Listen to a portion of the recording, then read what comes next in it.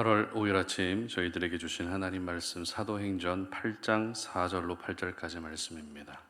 그 흩어진 사람들이 두루 다니며 복음의 말씀을 전할세 빌립이 사마리아 성에 내려가 그리스도를 백성에게 전파하니 무리가 빌립의 말도 듣고 행하는 표적도 보고 한 마음으로 그가 하는 말을 따르더라. 많은 사람에게 붙었던 더러운 귀신들이 크게 소리를 지르며 나가고 또 많은 중풍병자와 못 걷는 사람이 나으니 그 성에 큰 기쁨이 있더라. 아멘. 차별 없이 전해진 복음이라는 제목으로 오늘 아침 말씀 전합니다. 지난 6월 24일 한 리튬 전지 공장의 화재로 23명이나 사망하는 사고가 있었습니다. 불길이 시작된 지 불과 37초 만에 많은 사망자가 나올 만큼 손을 써볼 수 있는 여지도 전혀 없었는데요. 그 중에는 중국과 미얀마에서 들어와서 일을 하던 외국인 노동자들이 상당수 포함되어 있어서 안타까움이 더 컸던 것 같습니다. 이러한 사고가 한번 생기게 되면 이 산재 보상에 의해서 피해 보상 금액을 지급받게 되어 있습니다. 그런데 피해를 입은 한국인 노동자에 비해서 외국인 노동자들의 보상 금액이 현저히 낮게 책정됐다는 기사를 보게 됐습니다. 이유는 비자 종류에 따라서 그리고 한국에서의 체류 기간에 따라서 차등 지급하는 일실 수입이라는 제도가 적용됐기 때문입니다. 일실 수입이란 사고가 없었더라면 미래에 벌 수 있는 소득을 체류 기간이라든지 매월 벌었던 월 소득을 종합적으로 산정하는 것을 말합니다. 이 기준이 적용됨으로써 피해를 당한 외국인 노동자들의 보상 금액이 천차만별로 지급된다는 내용이었습니다. 정식 비자를 받아서 합법적으로 일하던 사람들이지만 이 산재 보상 금액에서 이러한 차별을 받게 된 것을 보면서 법 개정이 필요하겠다는 생각이 들었습니다. 차별은 우리 사회 안에서도 지금도 여전히 논란이 되고 있는 문제입니다. 이 차별이 갈등의 불씨가 되고 있기도 합니다. 가정에서도 차별을 받고 자란 아이는 평생을 상처와 쓴뿌리를 가지고 살 만큼 차별로 인한 아픔은 오래 갑니다. 직장에서도 차별을 받게 되면 일하고 싶은 생각조차도 나지 않습니다. 교회 안에서의 차별은 어떨까요? 교회를 옮기거나 믿음을 떠나게 되는 이유가 되기도 합니다. 차별하는 것이 나쁘다는 것은 다 알고 있는 사실입니다. 하지만 저희들은 은연중에 여러 가지 이유로 사람들을 차별할 때가 있는 것 같습니다. 오늘 본문은 스데반이 순교를 당한 후에 있었던 일을 기록하고 있습니다. 스데반의 죽음은 초대교회의 첫 번째 순교였죠.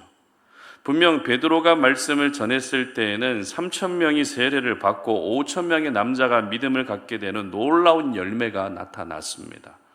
그러나 스데반이 말씀을 전하고 나서 나타난 결과는 순교 당하는 것이었다라는 이 부분이 어찌 보면 동일한 하나님의 말씀을 전했는데 그 결과가 너무 극과 극이 아닌가라는 생각을 할 수도 있게 되는 것 같습니다.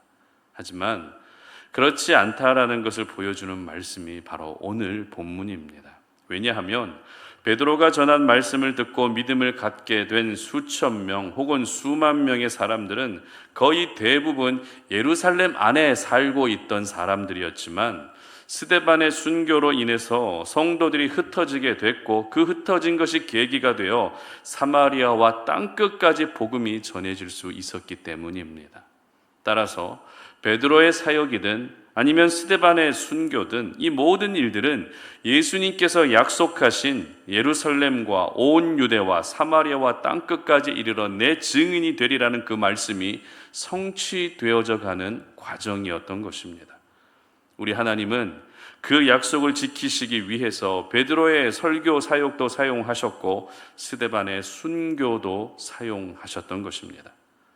특별히 스데반이 순교당하면서 예루살렘 교회에 큰 핍박과 박해가 찾아오게 되는데요. 이로써 성도들은 뿔뿔이 다 흩어지게 됩니다. 한 곳에 모여 있는 것 자체가 더 위험을 초래할 수 있었기 때문에 흩어질 수밖에 없었던 것이죠.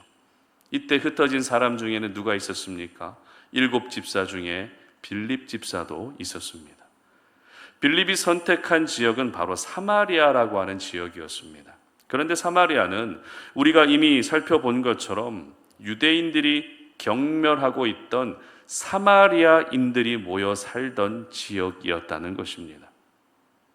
이렇게 유대인들이 사마리아인을 그렇게 싫어하고 경멸했던 이유는 사마리아인은 이방인과 피가 섞인 혼혈 백성이었기 때문이죠. 하나님께 선택받았다라고 하는 그 선민의식을 중요하게 여기고 생명처럼 여겼던 유대인들의 입장에서는 피가 섞였다는 것이 늘 부정하게 여겨졌던 것입니다. 그런 사마리아 지역으로 누가 들어갔다고요? 초대교회에 세워진 7 집사 중에 빌립 집사가 사마리아 지역으로 들어간 것입니다. 그리고 빌립이 그곳에서 했던 사역은 5절 말씀 보시기 바랍니다. 빌립이 사마리아 성에 내려가 그리스도를 백성에게 전파하니, 아멘, 바로 복음을 전했다는 것입니다.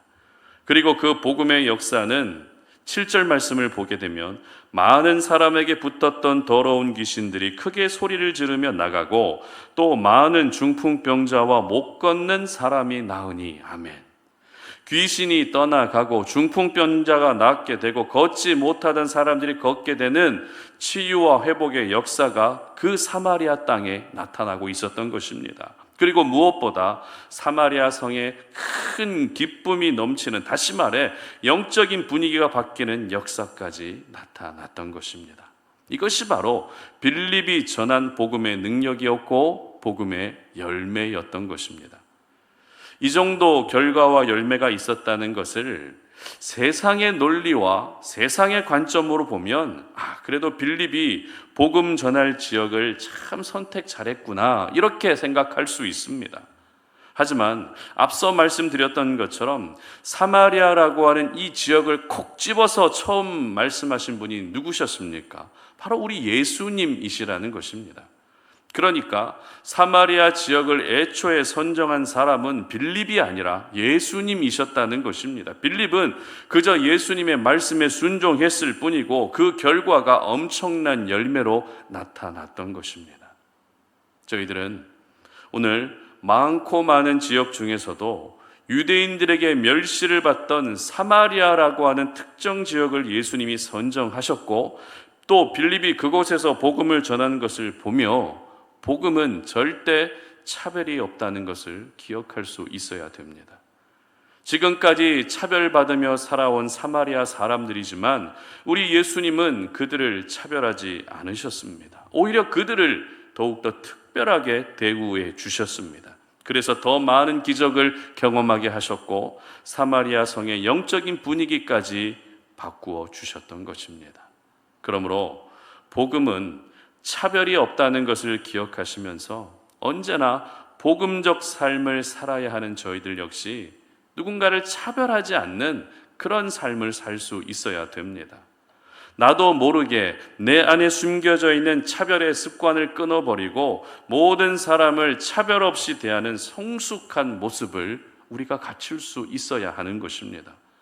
나와 스타일이 다르다고 해서 차별했고, 나하고 성격이 다르다고 해서 차별했고, 나하고 생각이 다르다고 해서 차별했던 모든 세상적인 모습들을 오늘 이 시간 우리는 이 말씀을 통해서 내려놓을 수 있어야 되는 것입니다.